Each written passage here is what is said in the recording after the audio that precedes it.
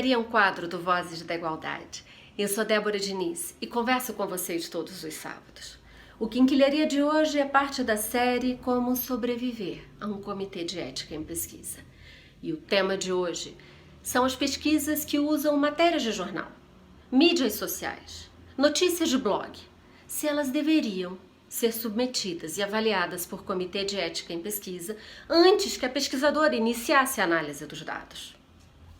A nossa resposta é que esse tipo de pesquisa não necessita ir a um comitê.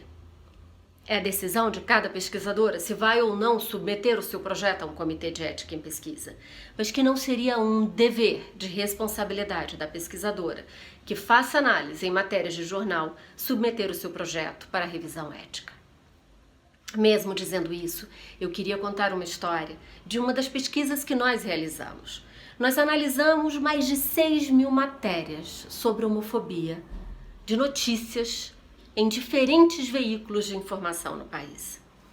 Eu escrevi um artigo que vocês podem encontrar logo abaixo, analisando 6 fotografias de vítimas da homofobia. Algumas dessas fotografias eram de pessoas que haviam morrido por esse crime brutal. Nós não tínhamos como pedir autorização a elas, pois estavam mortas. As imagens, algumas delas, tinham um fotógrafo, do qual nós pedimos a cessão de uso para utilizá-la no artigo. Estava tudo de acordo com o que dizem as regras de etiqueta ou as normas jurídicas sobre como contar uma história e usar uma imagem que não foi produzida por nós. Mas nós fomos além. Nós imaginávamos, nós antecipávamos que essas eram histórias dolorosas para as famílias, para os parentes, para os amores dessas pessoas que haviam morrido por homofobia.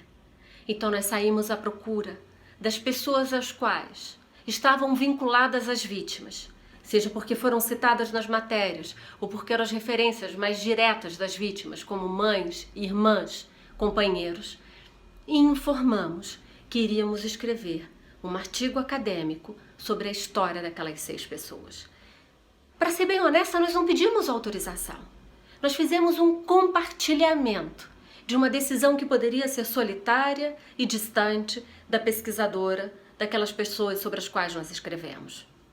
Mas nós achávamos que isso era um compartilhamento de reconhecimento de que havia uma dor que não era nossa e que nós queríamos fazer parte dela, mas também informar que nós escreveríamos sobre elas. Nenhuma das pessoas que nós consultamos recusou que nós utilizássemos as imagens. Havia um risco nesse procedimento, mas nós considerávamos que isso era a posição mais ética de respeito à dor de luto daquelas pessoas. Se você pensa diferente de nós, se acha que qualquer pesquisa tem que ser avaliada por um comitê, ou se acha que foi um exagero de cautela nossa contactar as famílias, escreve pra gente. Eu terei imenso prazer de continuar essa conversa. Até a próxima.